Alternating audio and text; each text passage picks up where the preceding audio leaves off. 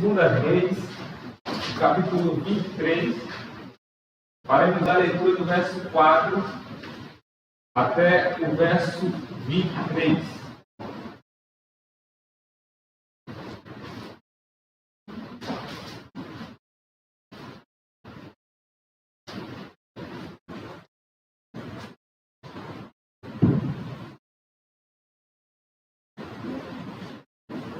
Segunda Reis, capítulo 23, do verso 4 até o verso 23.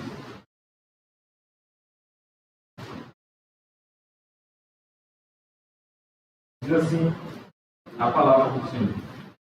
Então o rei ordenou ao sumo sacerdote Hilquias e aos sacerdotes da segunda ordem e aos guardas da porta que tirassem do templo do Senhor todos os utensílios que se tinham feito para Baal, e para outros postes ídolos, e para todo o exército dos céus, e o queimou fora de Jerusalém, nos campos de Cedrão, e levou as cinzas deles para Betel.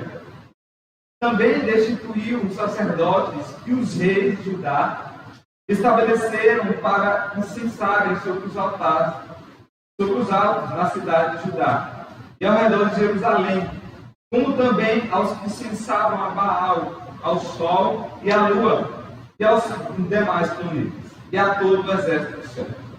Também tirou da casa do Senhor os postes ídolos, que levou para fora de Jerusalém, até o vale de Cedrão, no qual queimou e reduziu a pó, que lançou sobre a sepultura do povo. Também derribou as casas de prostituição ritual, que estavam na casa do Senhor, onde as mulheres teciam tendas para os postes ídolos. A todos os sacerdotes trouxe da cidade de Judá, e profanou os altos em que os sacerdotes censavam, desde Geba até Betseba. E derribou os altares das portas que estavam à entrada da porta de Josué, governador da cidade, à mão esquerda daquele que entrava por ela. Mas os sacerdotes dos altos não sacrificavam sobre o altar do Senhor em Jerusalém, porém comiam pães ázimos no meio de seus irmãos. Também profanou a Tofete, que está no vale dos filhos de Inu, para que ninguém queimasse a seu filho ou sua filha como sacrifício a Moloque. Também tirou os cavalos que os reis de Judá tinham dedicado ao sol à entrada da casa do Senhor, perto da câmara de Natã-Melec, o carneiro, a qual ficava no alto, e os carros do sol queimou. Também o rei derribou os altares que estavam sobre a sala de Acais, sobre o terraço, altares que foram feitos pelos reis de Judá, como também altares que fizera Manassés nos 2 átrios da casa do Senhor. E esmigalhado os tirou dali, e lançou o pó deles no ribeiro de Cedrão. O rei profanou também os altos que estavam de fronte de Jerusalém, à mão direita do monte da destruição, os quais edificara Salomão, rei de Israel, para Astarote, abominação dos sidônios, e para Quemos, abominação dos moabitas, e para Milcom, abominação dos filhos de Amon. Semelhante fez pedaços as colunas e cortou os postes ídolos, e o lugar onde estava encheu ele de ossos humanos.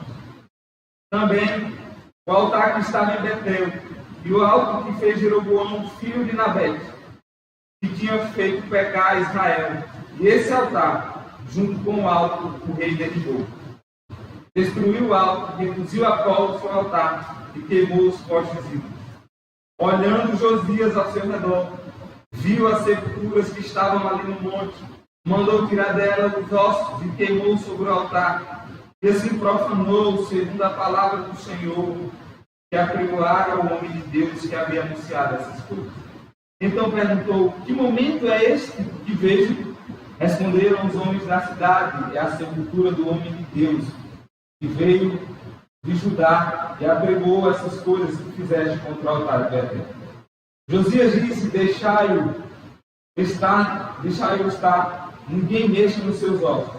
Assim deixaram estar os seus ossos, com os ossos dos profetas que vieram de Samaria.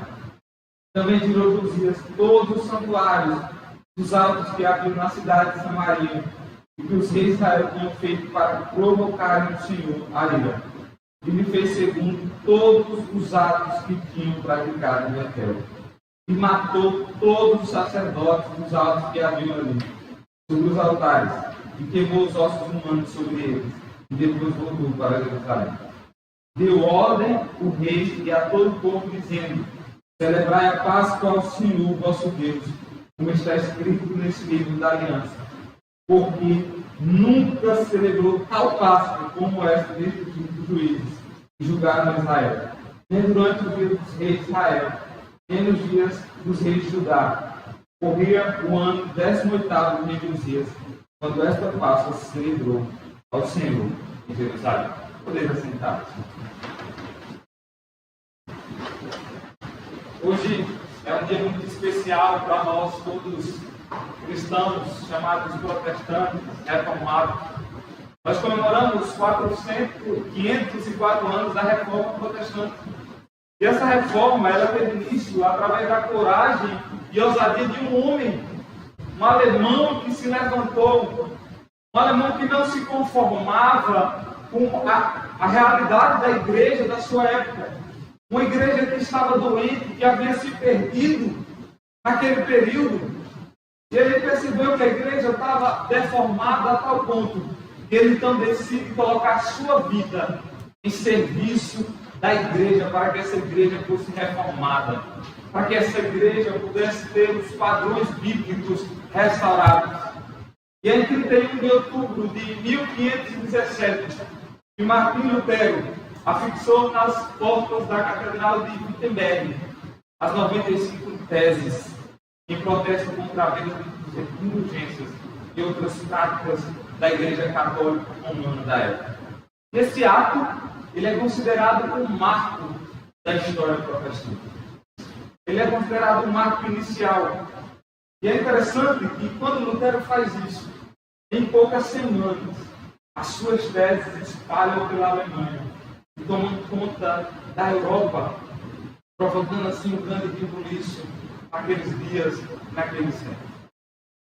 E quando nós olhamos aqui para Josias, nós vemos no Velho Testamento um homem que se propôs a fazer uma reforma em Israel, uma reforma no seu tempo.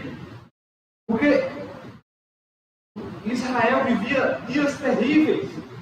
O povo de Israel havia se apostatado da fé, havia deixado o Senhor de lado. O povo estava agora voltado para práticas terríveis.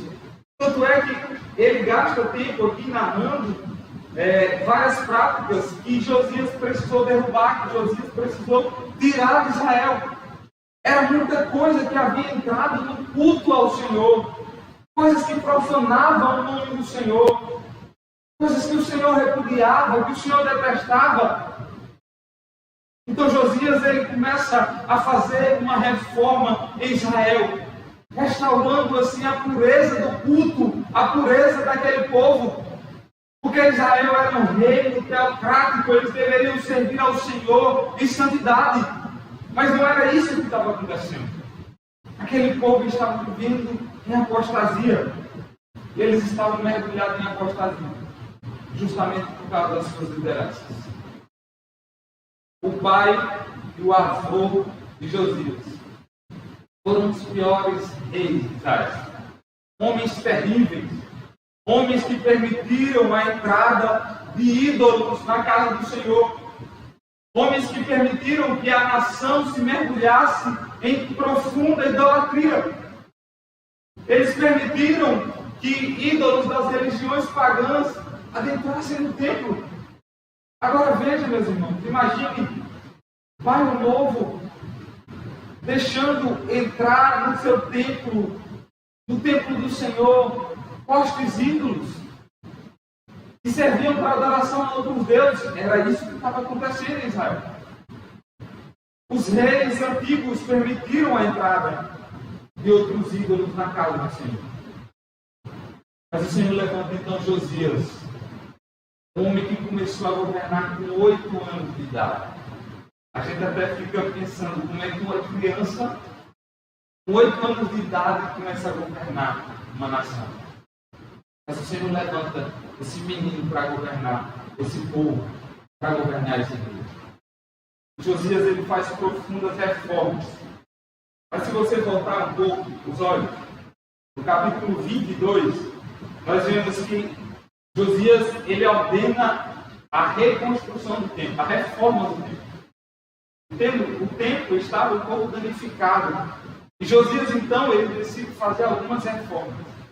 É interessante que numa reforma que eles estão fazendo, é que eles descobrem um livro que estava perdido. Eles descobrem a Escritura nessa reforma. E aí, quando eles descobrem esse livro que estava perdido no templo, e essas pessoas levam esse livro às autoridades de Israel.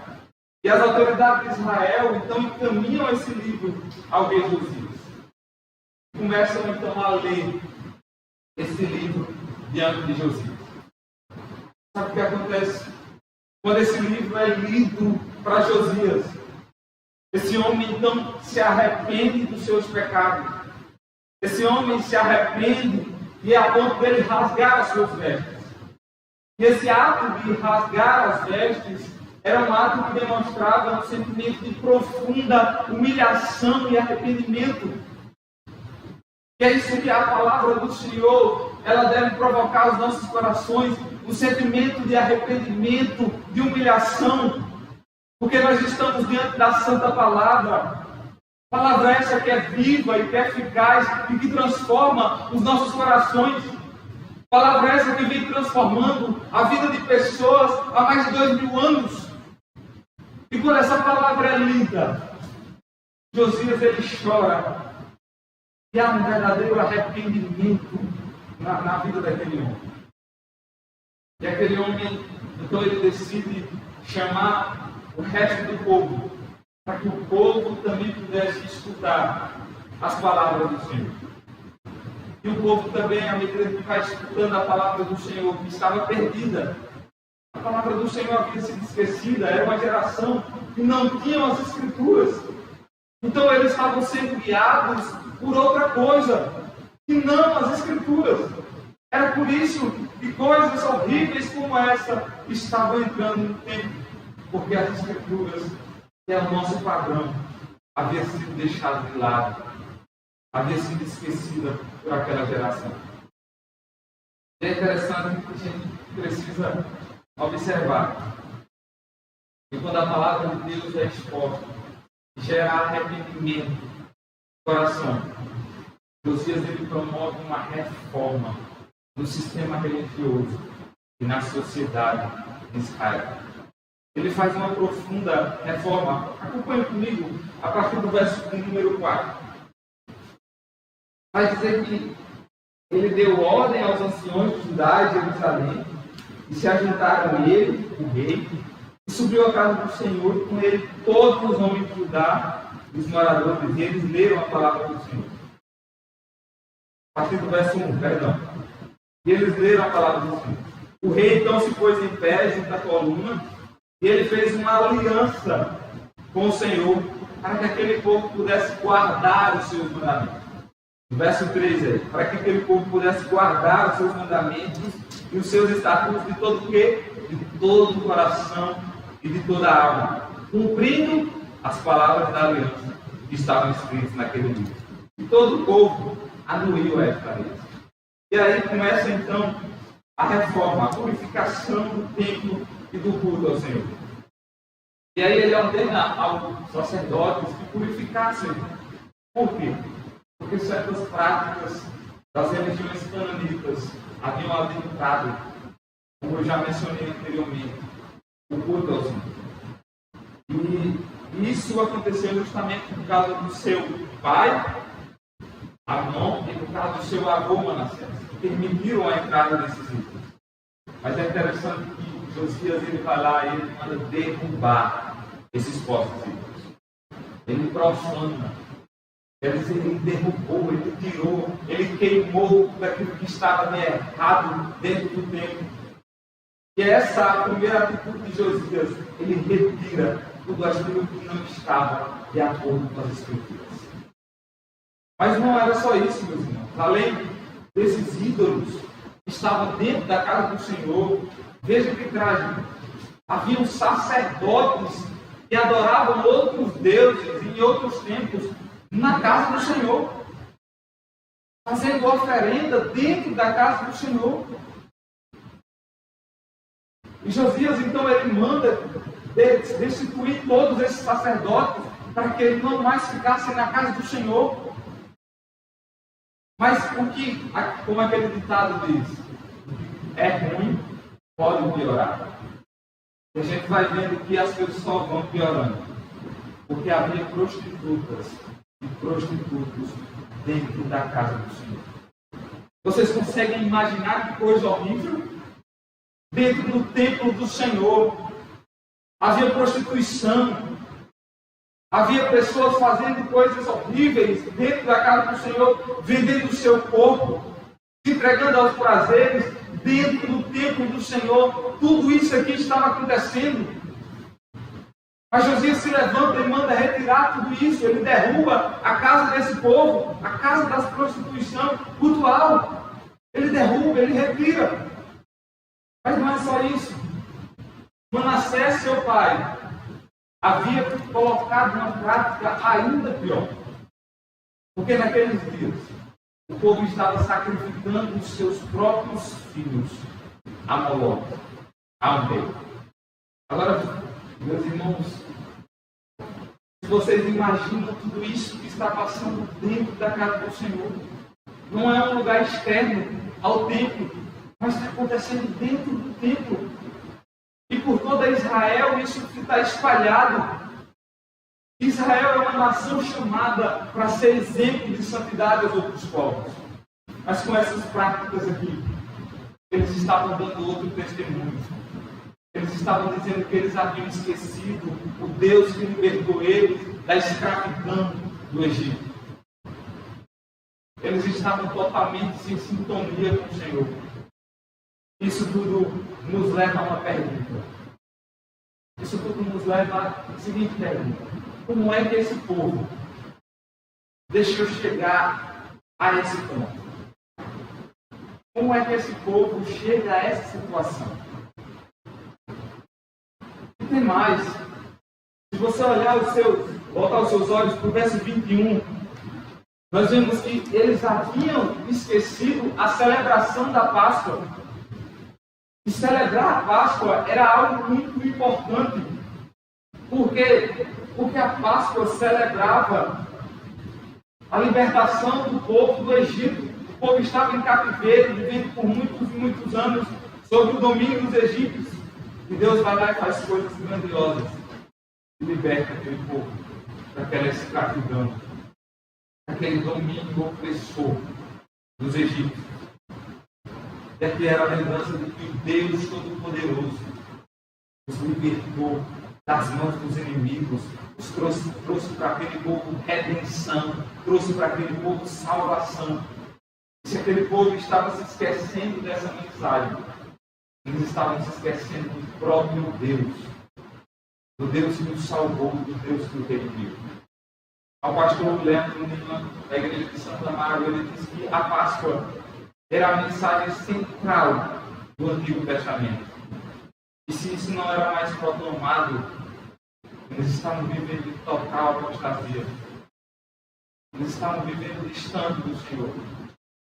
Porque, veja, Josias ele teve que retirar as coisas horríveis que estavam entrando dentro do templo, mas ele também teve que restaurar aquilo que não se estava mais fazendo em Israel.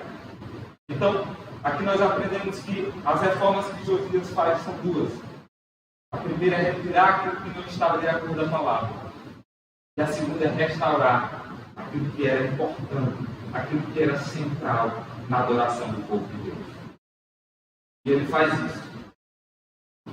Lembra que eu fiz a pergunta aos irmãos: como é que esse povo deixou tudo isso chegar num ponto terrível? E a resposta, meus irmãos, é: e sem a Bíblia como nosso padrão, bizarrices como essas vão entrar na casa do Senhor. Porque se a Bíblia ela não é o nosso padrão, Nós vamos deixar que coisas horríveis entrem no templo do Senhor, adentrem ao culto do Senhor. E nós também acabamos esquecendo o Senhor, trocando o Senhor por outros deuses. E foi isso que aconteceu com esse povo. Eles esqueceram do Senhor e começaram a adorar os outros deuses. Veja, isso aconteceu porque eles perderam as Escrituras. Eles deixaram as Escrituras de lado. Sem a Bíblia, coisas inusitadas, coisas horríveis, coisas imprevisíveis, coisas malignas começam a entrar dentro da igreja, dentro de Deus. Eu me lembro que eu estava assistindo certa vez um vídeo no Instagram e de repente eu vi uma prática de uma determinada denominação que era denominada a unção da lagartixa. Quando o povo começava a subir nas colunas da igreja, isso dizendo que aquilo era enchimento do Espírito e dizendo que eles estavam de acordo com a palavra de Deus fazendo aquelas práticas. Mas não, meus irmãos. Eles estavam em total desacordo com as Escrituras. A Bíblia não era o seu padrão. Porque se a Bíblia fosse o seu padrão, eles iriam entender que no culto ao Senhor, a Bíblia e somente a Bíblia é o aspecto central. Mas isso acontece quando nós permitimos práticas como essa. Isso acontece quando nós afastamos das Escrituras e deixamos a de lado. É por isso que nós precisamos retornar constantemente às Escrituras, à palavra do Senhor. E veja se não foi isso que aconteceu no período da Idade Média. Quando nós olhamos para esse período, a igreja ela tem um grande avanço. Depois de inúmeras perseguições nos primeiros séculos, a igreja tem um grande avanço. E o Império Romano, então, é obrigado a legalizar o cristianismo e adotar o cristianismo como a religião oficial do Império. E a igreja, ela devido a se tornar a religião oficial de todo o Império, ela conquista grande influência, grande poder dentro da sociedade daquela época, do período medieval. Só que, ao passo que ela recebe uma grande influência, ela tem agora grande influência dentro do período da Idade Média, ela esquece dos seus valores. Ela esquece dos valores principais do Evangelho. E aí, Hernandes Dias Lopes, comentando, ele vai dizer que a igreja, no período da Idade Média, ela vai perdendo sua fidelidade às Escrituras. Ela vai perdendo seus princípios. E a igreja vai se paganizando cada vez mais. Ela ganhou grandeza política, ela ganhou visibilidade, ela ganhou poder econômico. Mas ela foi se apequenando na sua teologia. E moralmente estava completamente desfigurada. E por que isso acontece na igreja da Idade Média? Porque eles deixaram as Escrituras de lado. Eles deixaram o verdadeiro Evangelho de lado e trocaram por outras coisas. E aí nós vemos nesse período prático como as indulgências. E o que eram as indulgências? As indulgências nada mais era que um documento assinado pelo próprio Papa, como dizendo que uma promessa de perdão divino, desde que aquelas pessoas pagassem por esse perdão divino. E a igreja ela fazia com que as pessoas acreditassem que elas poderiam comprar a sua salvação, que elas poderiam comprar a indulgência, na compra das indulgências, elas poderiam diminuir o seu tempo no purgatório e o tempo dos seus familiares. Então o que é que as pessoas faziam? As pessoas compravam a indulgência, achando que com isso elas comprariam a salvação. E não só essa prática das indulgências, outras práticas adentraram a igreja no período medieval. Práticas abomináveis. Mas nós vemos que Deus levanta homens que iniciam um movimento religioso. Um movimento de retorno à palavra de Deus. Um movimento que retornava aos ensinos dos apóstolos, ao verdadeiro Evangelho, que tinha as Escrituras como central. que nos levava de volta à Escritura. E daí surge também o solo, a Escritura, somente a Escritura. Nós damos graças a Deus por um homem como Lutero, que decidiu confrontar a Igreja Católica com essas práticas velhas. Um homem de coragem, um homem de ousadia, porque não era fácil você se levantar como uma igreja que tinha um poder e uma influência muito grande. Mas esse homem, ele se levanta, ele tem coragem, ele proclama, dá um marco inicial na reforma protestante. E vocês acham que a igreja ficou contente com isso? A igreja pediu para que Lutero ele se retratasse, para que ele voltasse atrás naquelas suas 95 teses que ele afixou na Catedral de Wittenberg. Mas olha as palavras de Lutero.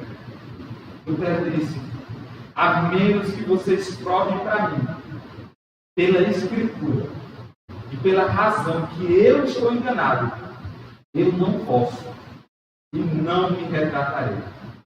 Minha consciência é cativa à palavra de Deus, e contra a minha consciência não é nem correto e nem seguro. Aqui permaneço eu, e não há nada que eu possa fazer. Que Deus me ajude. Amém. Então eu não vou fazer o que vocês estão pedindo, porque a minha consciência está cativa à palavra de Deus. Eu preciso retornar o que a palavra de Deus me ensina, que ela me leva a fazer. E hoje, meus irmãos, será que nós estamos precisando de uma reforma? Será que hoje nós precisamos continuar nos reformando? E a resposta é sim. Nós precisamos continuar nos reformando. Porque vivemos dias onde o liberalismo teológico ele entrou muito forte nas igrejas, negando pontos fundamentais e essenciais da nossa fé. E não só isso, o secularismo varreu boa parte das igrejas da Europa, que hoje se transformaram em boates, em bares. O secularismo invadiu a igreja. E se não bastasse isso, hoje a gente tem a teologia do coxo, que chama os irmãos para a igreja para tentar aliviar o coração desses irmãos, para tentar trazer paz ao coração desses irmãos, mas não se prega mais a verdade, não se prega mais a verdadeira palavra, não se prega mais sobre arrependimento, sobre céu e inferno.